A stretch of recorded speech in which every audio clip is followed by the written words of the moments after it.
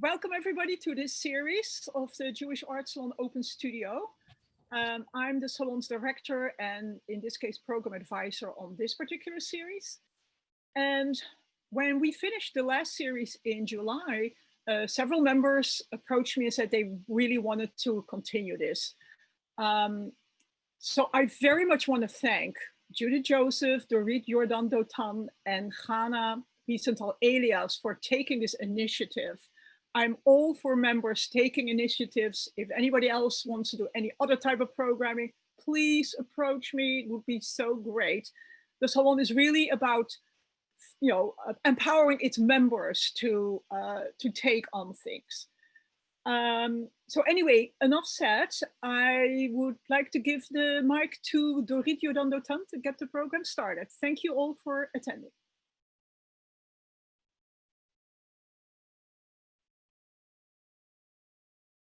Online programs. We will be presenting 1-hour programs with 2 to 4 artists once or twice a month into the spring 2021. The featured artists in the upcoming programs are members of the Jewish Art Salon who responded to a call or were invited. The next program will be next week, Tuesday, October 20 at noon Eastern Time. Artist presenters will be Philip Schwartz, Leah Raab, and Joel Silverstein. The following program, November 17, will feature artists Julianne Volach and Siona Benjamin. Today, we will present 3 artists, Andi Arnovitz, Kimeta Pearl, and Cheslina Meto. Each artist will present her uninterrupted, she'll present her work uninterrupted, and a 5-minute question period will follow. Please type your question into the chat and we will call you to ask. Andi Arnovitz lives and works in Jerusalem, Israel. She is a conceptual artist using etching, digital information, and various printmaking processes, as well as fabric threads and even porcelain to create both print series, artist books, and large-scale installations. Arnovitz's pieces explore various tensions that exist within religion, gender, and politics. Andi, the stage is all yours. Well, I'd just like to thank Dorit and Judith and the Jewish Art Salon for this opportunity. And I am going to now share my screen with this. Okay, so about a year before COVID happened, I started to do medically inspired pieces of art. I think there were a bunch of things that converged at the same time, one of which was we had some very good friends that became ill. The other was turning 60. And I suddenly found myself looking at the human body in a different way. This first piece is one of a series that I've been doing. I've been working with light boxes, oversized light boxes. These are almost 4.5, 5 feet tall. And this is a series that actually January of 2020, last year, the Islamic Museum here in Jerusalem put on a show called Trespassing. And there were 15 Muslim, Druze, Jewish, Christian artists, women artists, that were invited to show pieces in which we criticized from inside the religion. All of us were religious women. And you can see from this piece that I'm dealing with paper. I'm working a lot with paper and with watercolors. And this particular piece focuses on my own osteoporosis, which is sort of an ongoing middle-aged women's curse. But I think that this was the beginning of my fascination with the human body and the medical side of things.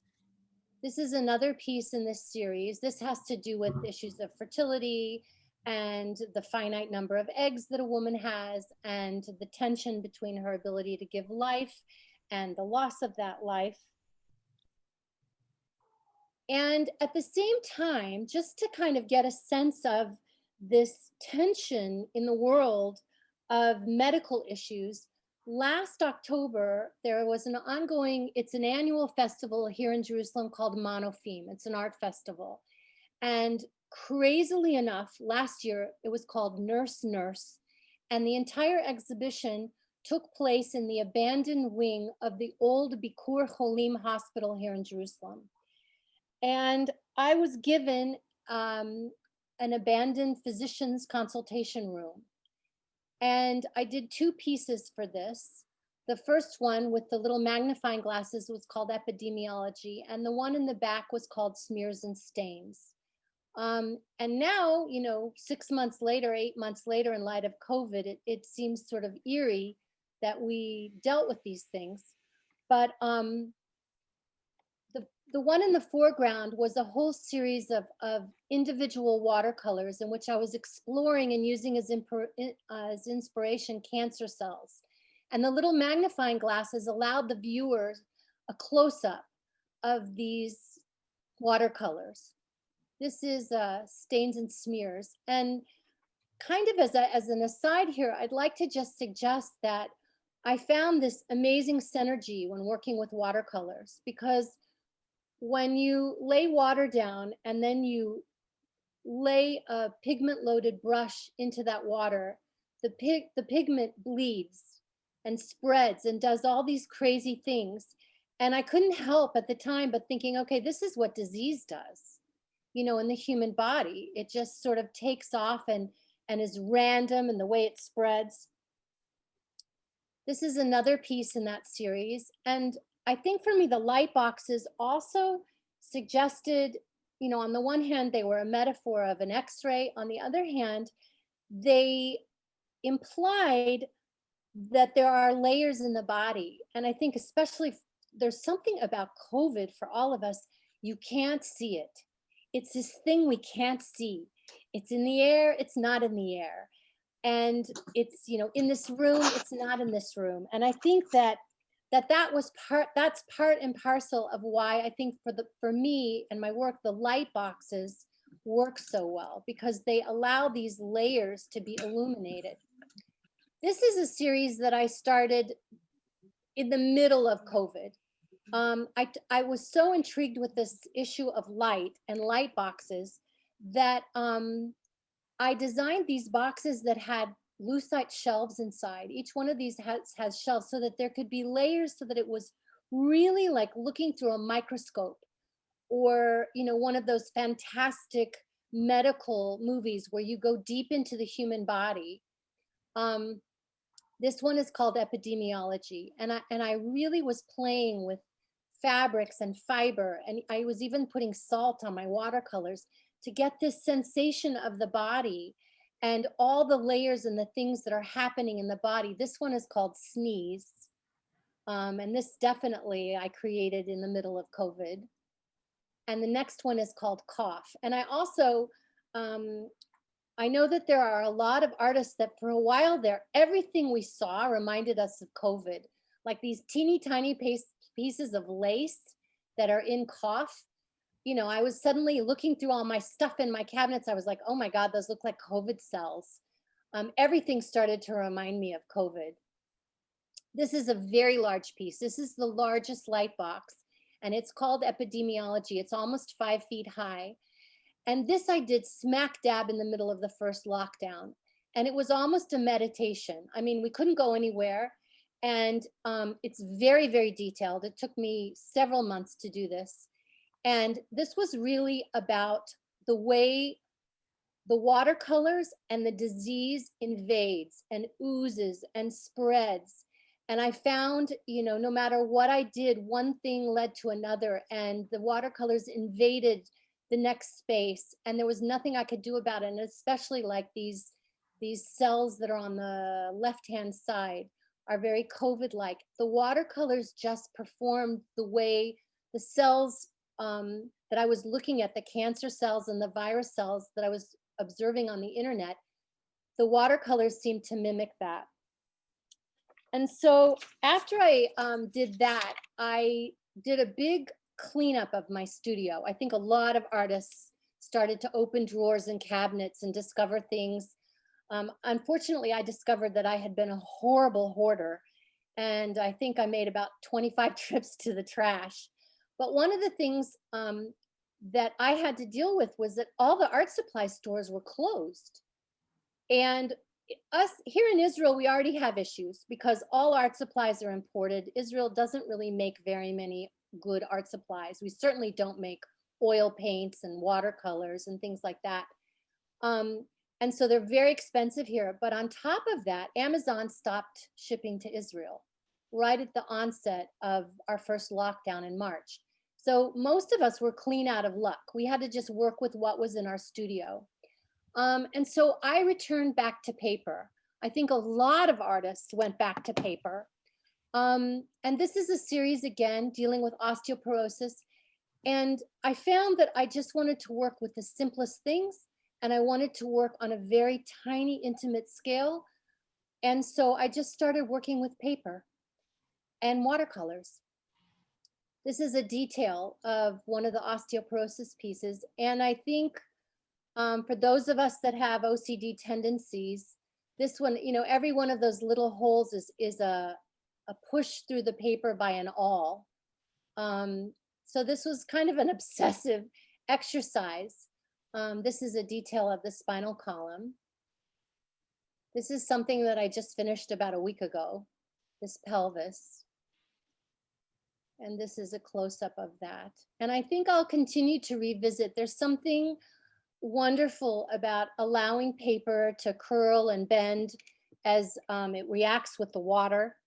And these are all of these are sort of lifted above the base paper with small supports so that there's shadows that happen. Nothing is glued down.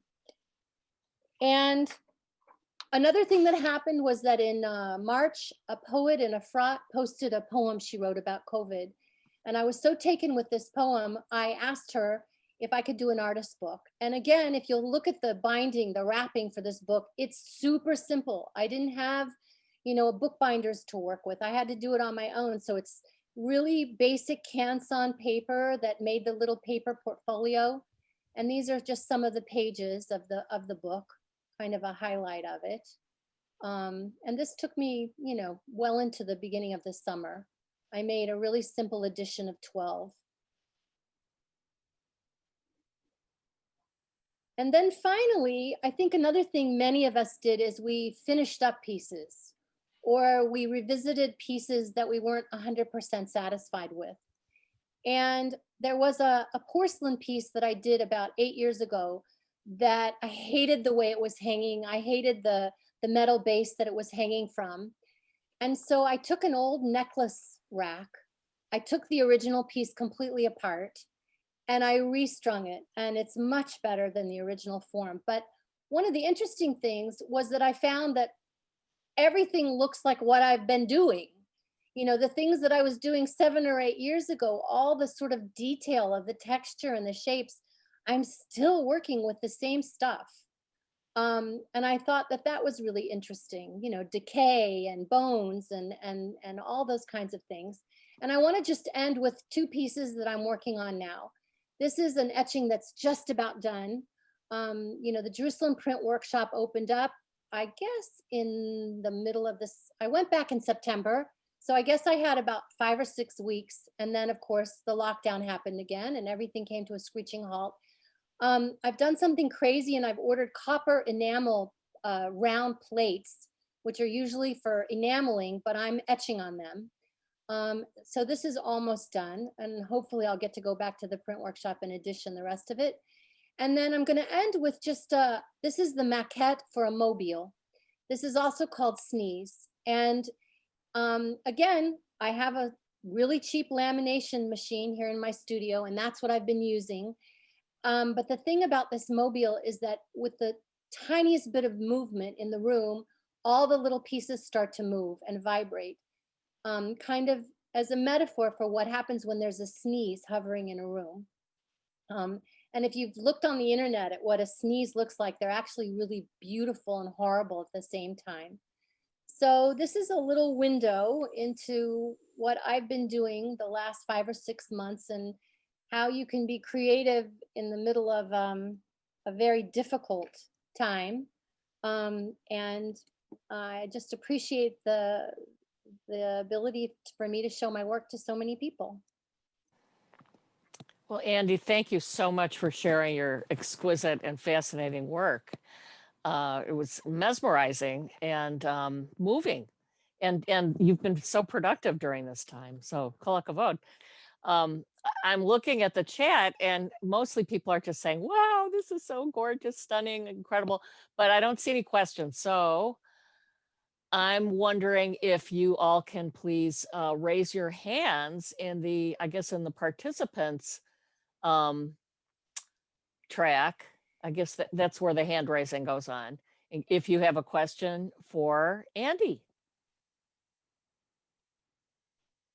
Okay, we got a few new messages down here. Okay, Julia has a question. Let me unmute you, Julia Reimer Brucker. Give me a minute. I got myself. Oh, perfect. Yeah. Thank you. Hi, Andi. This is incredible work. I'm blown away.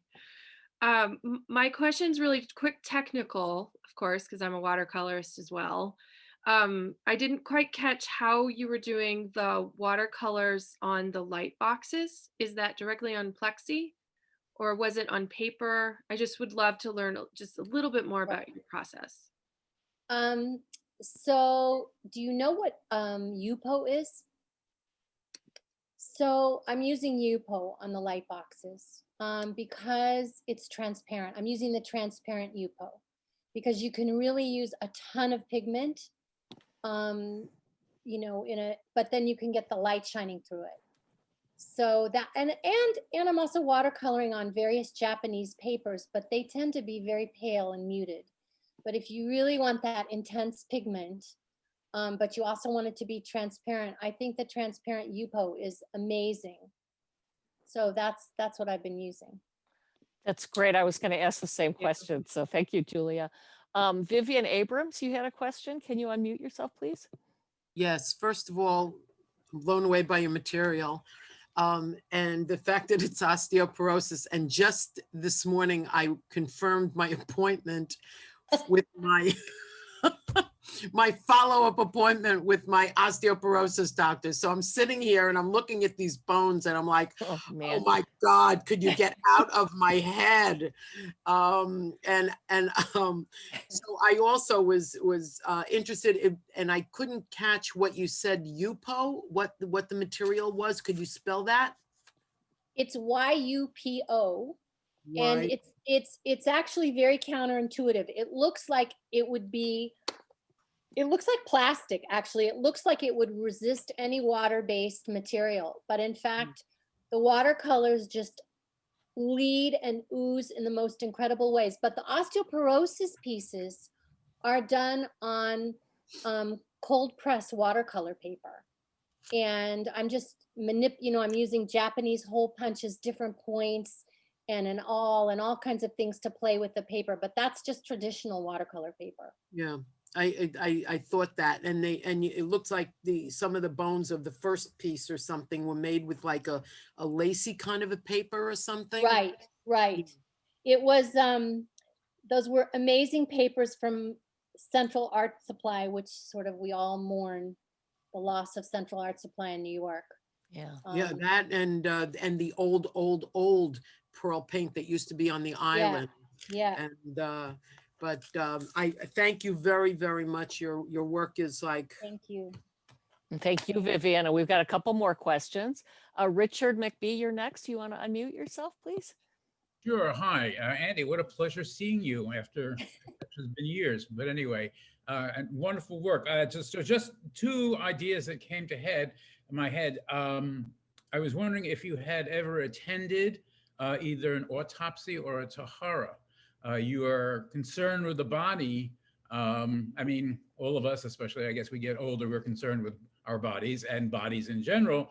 But that kind of confrontation, of course, changes it and makes it more concrete. And also, I was curious, are you familiar with the work of Hyman Bloom? Because in the I believe it was late 40s or early 60s, he did a number of paintings of autopsies. He's one of the great 20th century Jewish artists, and I believe it's actually essentially Holocaust paintings. But again, he was attending autopsies and did kind of expressionist works of it. Are you familiar with him? So, first of all, hi, Rich. It has been a long time. So I don't know his work. I wrote his name down and I will look him up. And it's kind of uncanny the way you're asking me about doing a tahara, because just this morning, or maybe it was yesterday morning, I was part of a Zoom group in May, depending on COVID. There's supposed to be an exhibition at the Stern Gallery at Hebrew U in which they've taken 6 artists and they've teamed them up with 6 scholars whose specialty is medieval Jewish life in Germany. And my assignment is death and all the burial practices. But up until 1999, when we lived in Atlanta, I was part of the Chevra Kadisha. You know this. And so I have been around a lot of dead bodies. Right. And there, I mean, that's a whole nother long discussion, but it's actually, it was quite a privilege to do that. Of course. Well, so, but you obviously had this is fed into the work you're doing now. It's, I mean, Right. yeah. Right. So Yeah. I'm going to jump in because we have one more question from Siona Benjamin. And Siona, if you'll forgive me, we're going to move on to the next artist. Can you hold yours till the end? Because we should have a little time for questions for all the artists at the end. I just want to make sure there's enough time for everybody. And this is my first time doing this, so forgive me if I'm a little intense about the timing. So thank you very much, Andi and questioners. That was absolutely wonderful. Our next artist is Kimeta Pearl. She has exhibited her images of empowered women internationally. Some venues include the Minneapolis Institute of Art, the Minnesota Museum and Pratt Institute, with numerous solo and group shows at galleries and non-traditional spaces, including St. Paul Laundromats, the St. Pancras Crypt in London, and a deep space probe blasted out of the NASA Space Flight Center in Huntsville, Alabama. Kimeta has worked collaboratively on multimedia performances with notable jazz musicians, spoken word artists, and dancers in digital and traditional performances at NYU, Rensselaer Polytechnic, Franklin Furnace, Roulette, the New Yorican Poets Cafe, and PS 122 in New York City. Pearl currently shows with Carter Burden Gallery in Chelsea. She also works with progressive studio programs, supporting artists with disabilities. She lives and works in Brooklyn. Her website is www.kimetapearl.com. Kimeta, now it's your time. Okay, thank you so much. I really appreciate this opportunity to share my work, and thank you, Dorit and Judith, Yona, and Jewish Art Salon. I'm going to share my screen now.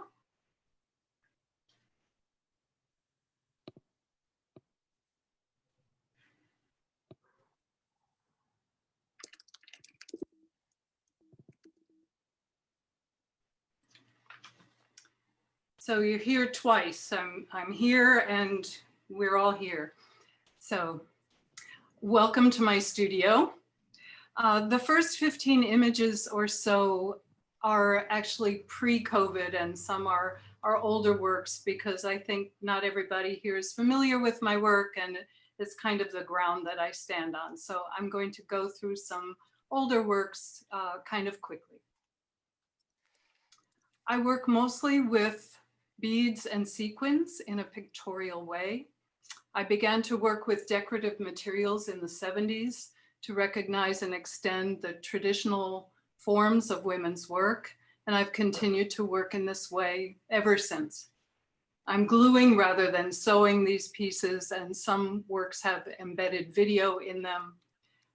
One thing about the beads that I particularly love is how when they're lit, they appear to glow from within. My work depicts mostly women, empowered women.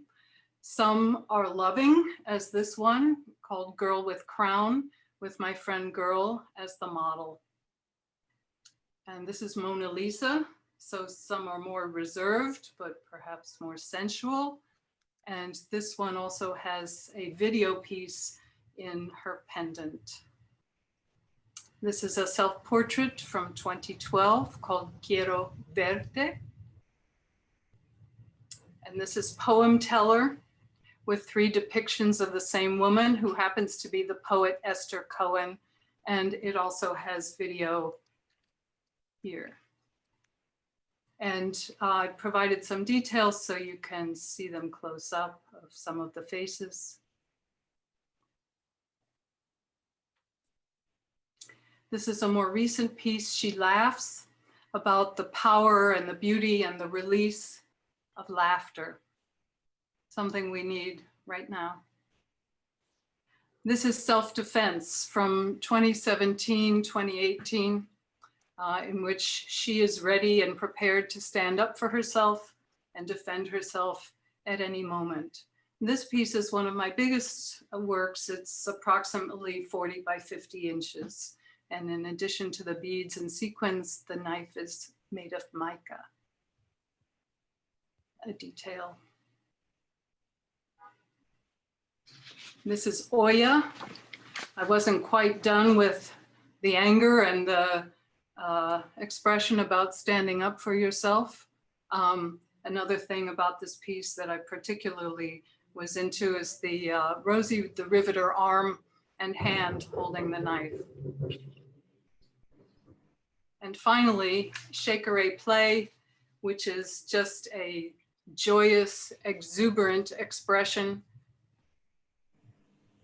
with energy flow. So this piece, as with others, I ask women that I know, mostly they're dancers, sometimes artists or others, to pose for me because they can, particularly dancers, can hold emotions in their bodies. So in this case, Asma, who models for me a lot, and Take, they're both dancers and percussionists. They came dressed in their finery. They played the shakere, they danced, I took photographs, and this composition was developed from that.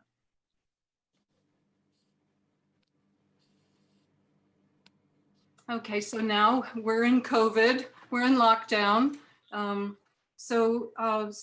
Between February and late May, I was on my own in my apartment, and I did a lot of work that turned inward.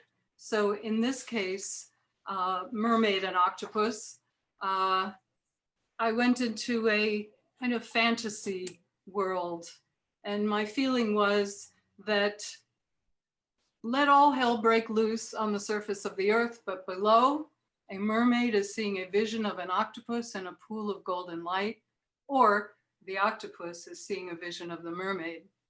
So I find the octopus species really fascinating, as well as the mermaid, who is a creature who can live in 2 elements, both air and water.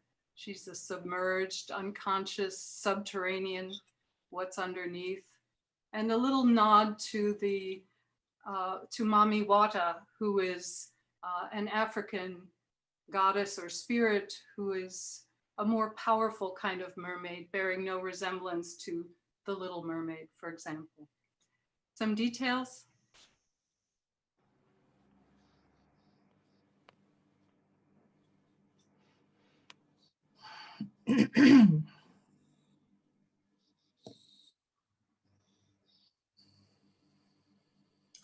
And then there's this tree series. This is Sequoia.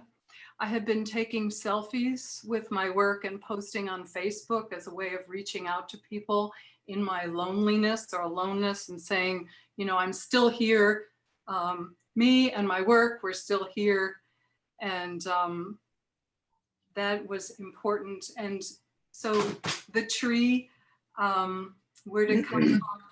I wanted the tree to be on my head or growing out of my head, a tiny giant sequoia with the majesty of it and the ridiculousness of it, the reference to growth and perhaps wisdom. Also, it was a tree more ancient than I am. at 65. The detail of the face. This is Baobab. Again, a tiny giant tree, this time in a landscape with a starry sky as the night closes down. And, you know, here I was in my studio in Brooklyn, and there are the baobab trees in Madagascar and Africa and the sequoia in California. And it was also a way of thinking and expressing something about the kinship with those large spirits that are trees as well, and endangered as we may be. So I had this quote from Paul Klee, and this is what he said about artists and trees and how artists are like trees. And I'm paraphrasing. An artist's sense of direction brings order into the passing stream of image and experience. In nature and life, this branching and spreading array I shall compare with the root of the tree. From the root, the sap flows to the artist, flows through her, flows to her eye. Thus she stands as the trunk of the tree. Battered and stirred by the strength of the flow, she guides the vision on into her work. As, in full view of the world, the crown of the tree unfolds and spreads in time and space, so with her work.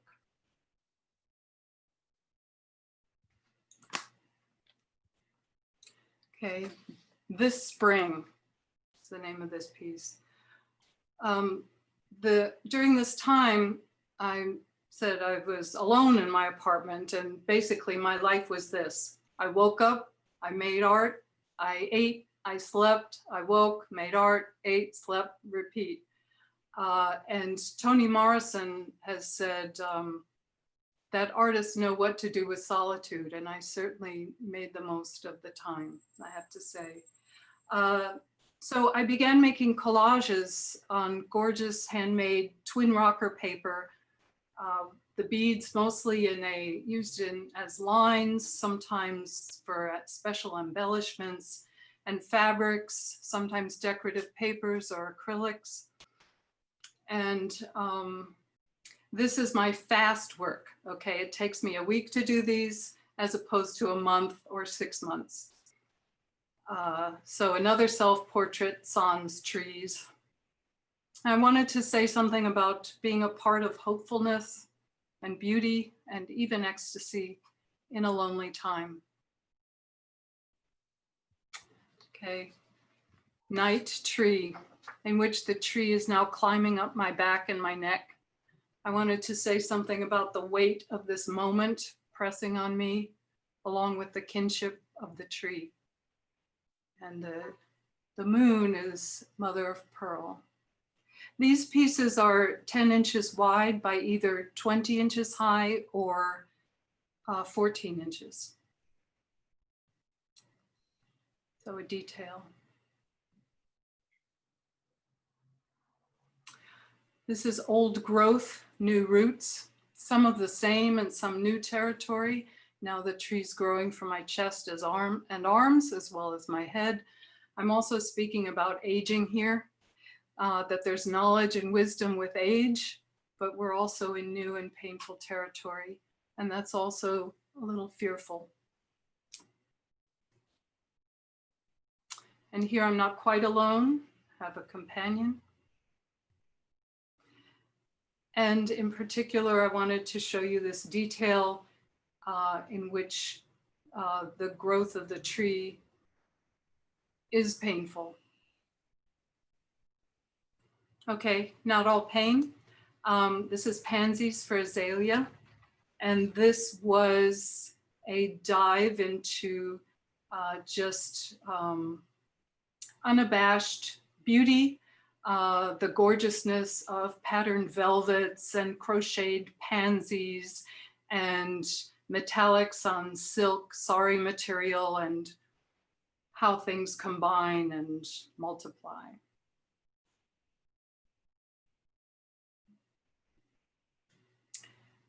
Swimmer.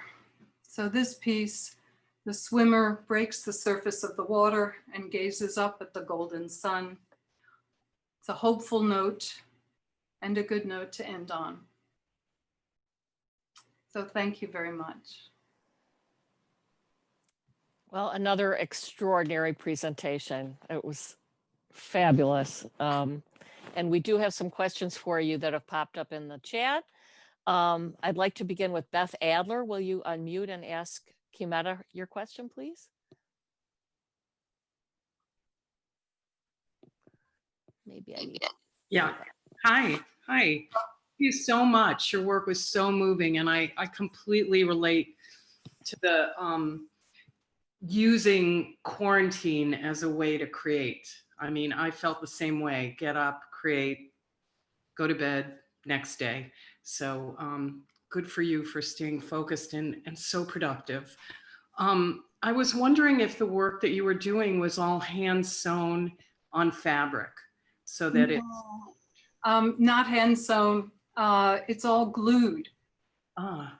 Yes, I have done quite a bit of embroidery in the past, but I'm now gluing everything, and it's on either paper or the substrate is, it seems kind of, I don't know what the right word is, wrong, but plastic. It happens to take the glue very well. So. Mm-hmm. Thank you. Well, thank you, Beth. And we have a question from Sandra Indig. Please unmute yourself.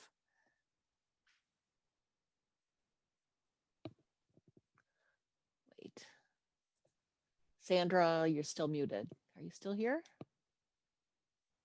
Sorry about that. That's Yeah. okay. Thank you for your labor of love. I used to do etchings years ago and very fine stuff, and I like that it was a labor of love. I want to ask, even though I understood you glue it, so do you glue each bead, a bead at a time? No. I do glue each bead, but not one at a time. I buy the beads. Oh yeah, tanks, and I can show you. they come in I strands. buy them like this. Yeah. I lay them down and glue a line at a time, which is still a little insane, but not totally crazy. Oh, they're beautiful works. Beautiful. Thank you. Thank you. Thank you, Sandra. The next question was from Andi, and I think the question was just answered, but perhaps you want to ask something else from Kimeta. Do you have another question? Andi Arnovitz. Yeah. Yeah. I just wanted to know, well, I also was, dying to know whether you glued each thing a bead at a time or whether they were a strand, but I wanted to know what adhesive you're using. And I also wondered if you first start as a drawing, a scale drawing, same size drawing, and then you transfer it to the board and then you fill it in, or do you start with a full color sketch? Most of well, it depends. The collages, I don't start with a full color sketch. For the collages, I work from photographs. So I blow up the photograph to the size that I want, and then I draw from that, onto the substrate, just the lines, just a few lines really of the face. And I don't have it all figured out beforehand, because otherwise that would be too much like, bead by numbers, which I don't like. I like to change as I go and let the work grow. Yeah. Thank you, Andi. Philip Schwartz, would you please unmute and ask your question? Yeah, I was wondering if you look at a lot of classical mosaic, because your work is just so beautiful and powerful, but it really reminds me of like ancient Greek and Roman mosaic, the beadwork that you do. It's fantastic. Thank you so much. It is essentially mosaic, right? They're glass adhered. But yeah, I'm familiar with it. And so yes, I look at that. I look at Haitian Vodou flags. I look at Ndebele beadwork, I look at huichol art, but sure, the mosaics, absolutely. Yeah. Well, thank you. I see Richard has a question too, and I'm going to just ask you to hold it for the end, just so that we have enough time for Cheslyn. So if I forget, please remind me, Richard and Siona. Thank you, Kimeta, very much. I'm actually speechless. And Dorit, you have an introduction for Cheslyn, I believe. Yeah, but first I want to say thank you, Andy and Kimeta, for a fascinating session. It was beautiful. I enjoyed every moment. And I want to apologize, Andy, that I just missed the whole session of talking about how widely you exhibited your work all over the museums. I have this big list. Sorry about that. Everybody can go online and see your work. You are amazing. Thank you. All right, so Cheslina Meto, born in 1958, she's a New Jersey girl with NYC at her core, with roots in both Ashkenazi and Sephardic traditions. Cheselyn received the way of Kabbalah via synchronous events over time that created a map deep into the heart of the mystical flame.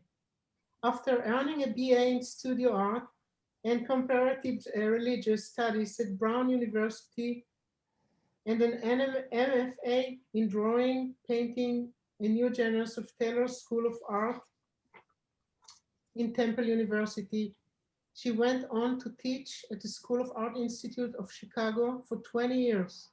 Her work has been included in exhibition at the Jewish Museum in New York City, the Contemporary Jewish Museum in San Francisco, and Spertus Institute in Chicago. Cheselyn Works is an interdisciplinary mode to explore this poetics of spirit, mind, and heart and body. She feels compelled to use whatever media and methods necessary to activate the experience of awe and eminence, and to act to dedication to Tikkun Olam. The stage is all yours, Cheselyn. I am weary, oh beloved, oh beloveds, because of you, I persevere and I will swoon again. Aha, aha, aha, aha, aho, ahu, ahi, aho, uh-oh, uh-oh, uh-oh. Ooh, who, he, ha, ha, uh-huh, uh-huh. Da, ya da, ya da, ya dee, you deed, you dude, you'd, yud. Yoo-hoo, yoo-hoo, oh, yoo-hoo. Yud, ya hey, ya vey, ya hey, oy vey, oy vey, oy vey. Say, okay, oh yay, today. Yud hey hey vav hey hey. Yud hey vav hey, yud hey vav hey, yud hey vav hey. Oh yay, oh yeah, oh yeah, oh yeah, oh yeah, oh yeah. Oh,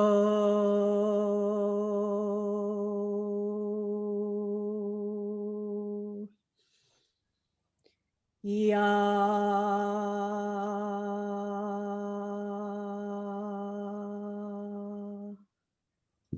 Ahava, yeah. Ahava. Love upon love upon love. Love upon love upon love. Love upon love upon love.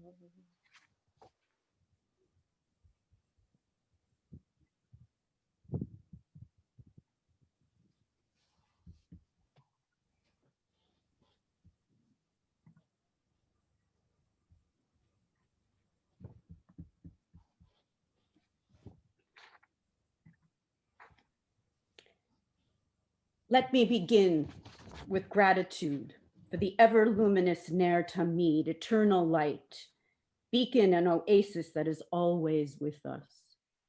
This piece and the works that follow are called effluxies, which means outpouring or pouring forth. Activated by light, color radiant film supported by acrylic discs and mounted via wire and metal strapping, along with a repertoire of silhouettes, shapes, images, words, letters, produces reflecting and projecting form and colored light effects. Oh, what presentment of wonder and awe for the triumph of courage, resilience, hope, and joy. We are Kohenot and Kohanim, priestesses and priests with tefillin upon our foreheads. We are empowered and emboldened, tended by mindfulness and humility to love and care for ourselves, others, the earth, and the cosmos, and all that is other than the cosmos. After decades as artist and educator, I have recently added hospital and hospice, spiritual care, chaplaincy, and bereavement support provision to my toolbox as a worker in the world. And I started serving as loss and grief counselor at Yolo Hospice in Davis, California, where I live, and about a year ago, and before COVID showed up. I work with individuals, families, and groups following the death of loved ones, and shortly after the onset of COVID as a collective experience and in response to shelter in place. Our hospice organization set out to support our community via an isolation rejection activities video series facilitated online via Zoom. So I created an introduction to drawing as tool for grounding and centering, and I called it mark making for courage, resilience, hope, and joy. What was so exciting for me at that time is it was so delighting to see how my art and spiritual caregiving are coming together. So I've been engaged all my life in an impassioned inquiry about the meaning of being, the calling I feel to contribute to the healing of the world by lifting up the brokenness is now at a new level in response to a new kind of uncertainty in which the very persistence of human being altogether seems to be in question, if not certainly as we've known ourselves so far. My work has always been my way of claiming, reclaiming, and proclaiming life, my desire and will to choose life in the midst of uncertainty and suffering, my own, of others, of all beings. It has also been an offering to assist others pursuing the same venture.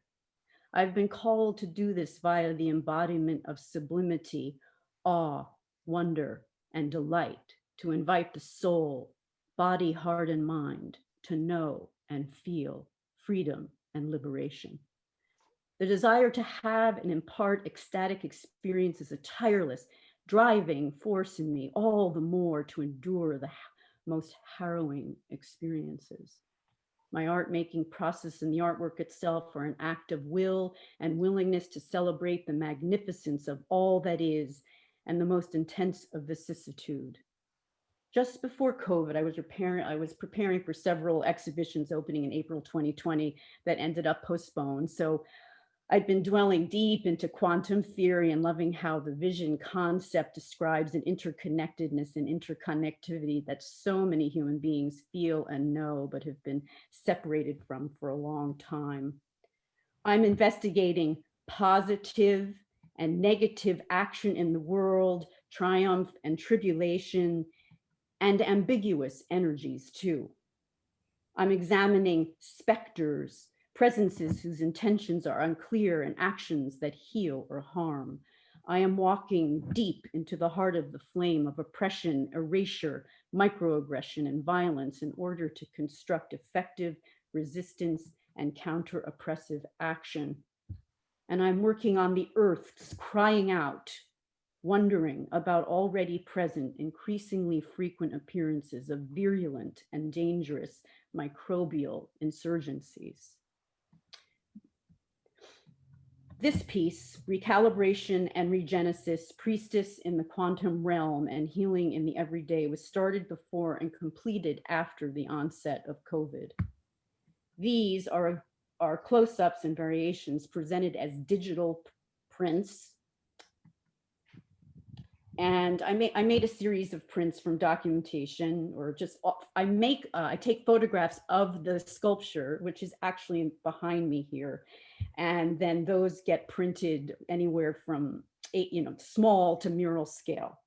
And so this body of work is called Regenesis a la Kabbalah, Metatron, Quantum Mechanics, Synchronicity, Synesthesia, Wonder, Awe, Amazement, and Chutzpah, which I'm trying to grow mine, for courage and healing and justice.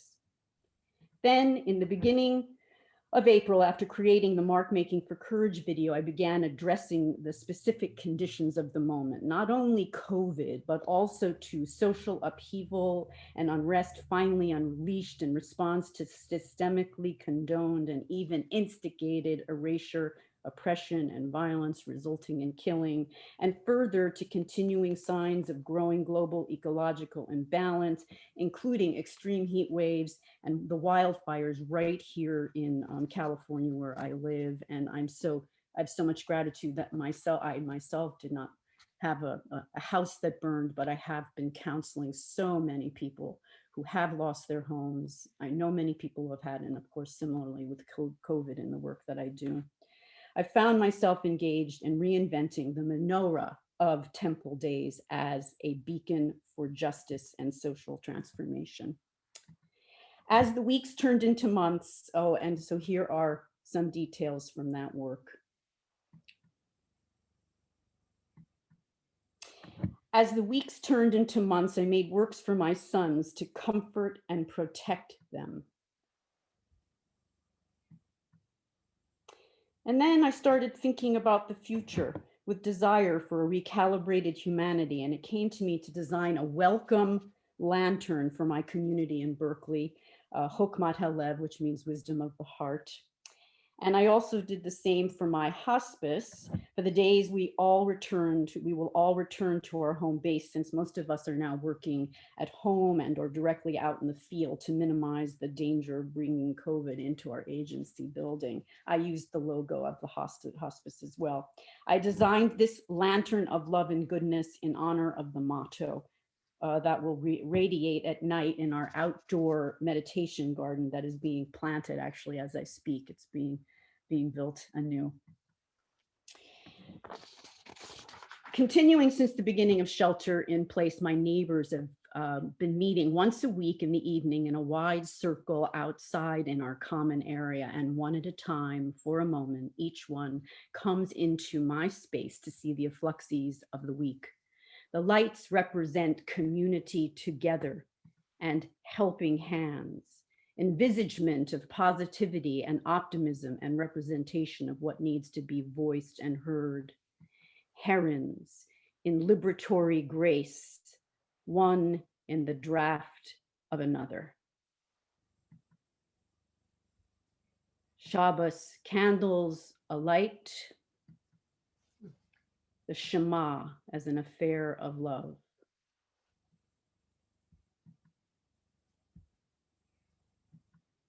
Oh, what a luminous shadow all is of the one. And what will our world anew look like? Finally, I have also addressed the COVID coronavirus itself. I worked with an image of the coronavirus and asked myself, what can vanquish COVID? What healing does it need? The following is an excerpt from my prayer and blessing. A COVID-19 antidote, dismantling the crowns, amulet for healing lost, reckless, and itinerant entities, healing the broken heart, and celebrating the wonder of renewal. It has come to me that COVID-19 must be seeking a partner. Something has changed for this coronavirus that it needs to find company, connection. I am asking myself, what is it that humanity can become that will satisfy and assuage the yearning that it signals? May the imbalances that have made room for COVID-19 be healed. May the vulnerability for the emergence and rooting of dis-ease that has been created by imbalance be countered by generative and calibrating energies for a sustaining and sustainable world created anew. May we be healed and may we find a path to liberation. El na refana la rafua shlema. Please, may there be healing, a full, complete healing. May it be so. And who shall be written into the book of life? And who into the book of death? May we all be written into the book of choosing life. L'chaim. Let go the will to control the earth and make her do our bidding. Fold back the curtain and behold her. In the sukkah that teaches us to be humble and to find abundance in enough by day and by night. Let all creation be healed and become one.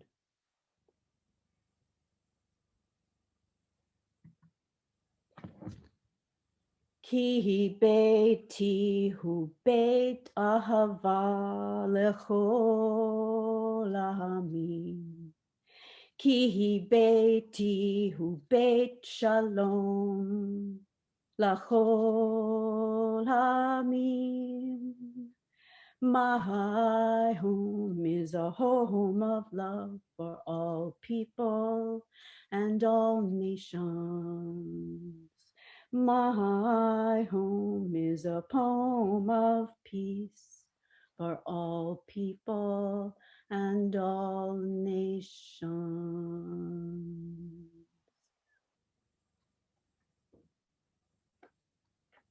Amen. Thank you. Amen. Kenya Hiratzon. Thank you, Cheselyn, for sharing your moving and deep and complex work with us. And we're going to run over time a little, but I see we still have almost everybody that we started with, and I'm really happy about that. So I don't want to give you short shrift. So we do have some questions. The first one that posted a question, I think, was Rena Bannett. So please unmute yourself, Rena. Go ahead. Hi, thank you for your presentation. I understand that light is a big part of what you're doing, but I'm trying to understand exactly what your sculptures look like when it's not about the light. So what are your materials and how are you doing? Oh, I see.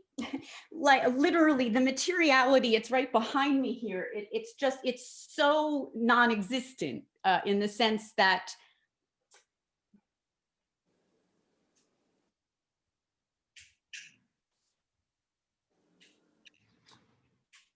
okay, so so what it is that the material is a radiant film. There's different kinds of, it basically, like flexible plastics that are either one color, but there's also a type of material that's called radiant film, and it projects, it allows for the projection and reflection of different kinds of colored light. It looks kind of iridescent in a sense. And it is you only can experience it really when light hits it. So it's activated by light. Otherwise, it's like nothing, capital N-I-N. I mean, there's nothing there. And it's supported, for a long time, I was actually working with aluminum screening splatter covers. And then I recently started working with clear acrylic discs. And the discs are sandwiched between two layers of metal. So they stick out, it's sticking out directly perpendicular from the wall, and it gets lit from above or below.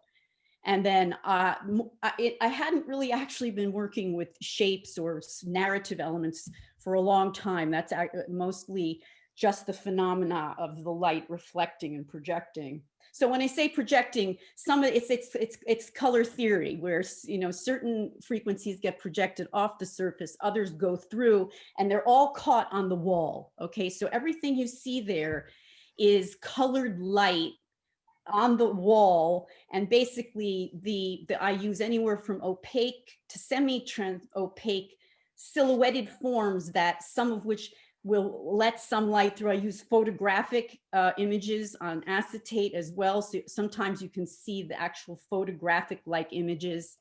So so does that give you a certain sense of things? Stacy Rifkin, please unmute yourself. Hi, I really enjoyed your presentation. I was curious if you could talk a little bit more about the work that you did for your sons to comfort and protect them. And also, I was wondering about your readings. How are your readings incorporated into your work? Is it only through performance, or is it actually somehow on or in the work? Well, just in terms of my sons, it's like, the memory, the beauty of camping, just the tent, and just to sleep under the stars. That's it. Just to sleep under the stars. With one time, a story happened where we went camping and didn't know where to camp anyway. This man says, "Oh, just put your tarp out, lay under the stars. The only thing you have to worry about is other human beings." But that's what that's about. The other question had to do with your readings and how it incorporates in your work. Is it just... You know what, I do really large scale installations. What you're seeing here is like one of the elements that'll be in huge orchestrated places. And sometimes I do spoken text work within that context. So for this, I just decided that I wanted to offer up the work in a sense as a spoken text. So that's just how I chose to do this. But I mean, I work across media, 2D, 3D, and 4D, and also this performative aspect. Yeah, thank you so much. Very exciting work. Thank you, Stacy. I'm going to take one more question for Cheselyn from Tina Marcus, and then I'd like to loop back to Siona's question for Andi Arnovitz. So Tina, you're up. Please unmute yourself. Excuse me, fascinating work, Cheselyn. Truly moving, but loved hearing you sing and share those wonderful sounds. Very primal, loved it. But my question is, excuse me, it's unclear to me how you would hear these to the wall. And I think part of my question was actually answered in how they are lit. So maybe you can talk a little bit, how are these put to the wall? It's just very hard to imagine. Well, I don't know in this circumstance quite how to do it. I mean, I can just try to bring the computer up to it, but I don't know if we'll be able to see. Looks like a bracket. So it's just, it's basically, yes, like a shelf clip that will hold a piece of plastic. It's like think of it that way. That's a good idea. It's like a shelf. I make shelves and then put the material on top of the shelf. Does that help? Yes, it does actually. And then, so you mentioned that, so some of your pieces are lit from underneath and then above that shelf, and that's what's being projected then onto the wall. Correct. Now, just one last question. So I see that your wall has some texture to it, so it really adds another dimension to it. So when you're doing an installation someplace else, is that a part of your process to make sure that there is a textural quality, or it's whatever that wall is? Yes, I mean, that is not correct. It's just, that's right. That's just, it is the surface that I have where I work. And so I've actually, yes, I sensitized to that and use that in a certain way, but yeah. Okay, thank you so much. Fascinating work. Yeah. And thank you, Tina. And there are a few more questions in the chat, but Cheselyn will get that, and you all can communicate privately too. And I wanted to circle back to Siona because I just wanted to make sure we got everybody in. But Siona, did you want to ask Andi a question? Hi, can you hear me? Yeah. Yeah. Okay, hi Andy. So nice to see all three of you beautiful women and wonderful presentations. I'm so proud of this Jewish Art Salon. You guys are just, all of you are amazing. The work coming out of here is just amazing. Andy, I had a quick question. I know we're running over time. And we can talk later also because I know Andy. And I just wanted to ask you about the paper and the humidity and how do you stop it from curling or warping? I also work with paper a lot and I tend to sometimes like stick it to pieces of wood, but sometimes I just let it curl. And just that quick question was there. But also I wanted to give a quick comment to Quimetta. You are better than Micheline Thomas. I don't know if you know this artist, Micheline Thomas. She's an African American artist, and you know, she is she's amazing. But I think your work is just beautiful. And I wanted to tell Cheselyn, whom I know really well, that your work is beautiful too. I've seen Cheselyn's work, and it's very innovative because it's kind of like, correct me if I'm wrong, it's kind of a little bit like a theatrical gobo, right? The gobos, No, which I use. yes, I would say ultimately, yes, that's correct. It's kind of very gobo. That's the name of the type of all the little filters that will go into theater lights to create the phenomena that you see in stage design. In theater and in the theater world, right? Yeah, but it's really innovative and beautiful because it's a small little disc and then there's so much of radiation comes out of it. But I don't know if Andy's still there and she wants to just quickly tell me about paper warping. Hi, Andy. Hi, how are you? So first of all, I'm in Jerusalem, like we're on the edge of a desert, so we don't really have to deal with humidity. But what I found is that if especially the osteoporosis pieces, if I work with say 120 grams, you know, like a lighter weight paper, and then the base paper is like 300 grams. So, and then I anchor them with small pieces of bookboard and archival glue. Then, first of all, I don't care if the top pieces warp. I actually want them to have some dimension and be sculptural. It's really the bottom one, the bottom board that they're adhered to that can't really buckle. And so I'm pretty judicious with the amount of glue I use. It's such a tiny amount on those little pieces of bookboard to raise the other pieces that it really doesn't move. But I also, humidity is sort of the last thing we battle here in Jerusalem, where it's very dry. You're lucky. Well, thank you. I'm going to jump in. Siona, thank you. For all of you who didn't get a chance to ask your questions, you can contact the artist privately, but they will get a copy of the chat. And I'm so inspired. I'm so glad we did this. And I'm thrilled that we started with you three artists because this was phenomenal. So I want to throw it back to Dorit just to wrap up. Yeah, thank you everybody for joining us tonight. Today. Thank you, Yonat, for giving us the stage and the Jewish Art Salon, and for the three wonderful artists we had. I want to just remind you all about the next week program with George Silverstein and Leah Raab. They're all here with us tonight, and Philip Schwartz. It's going to be amazing. I hope to see you all there. And till then, see you later, and thank you very much. Shalom. Shalom.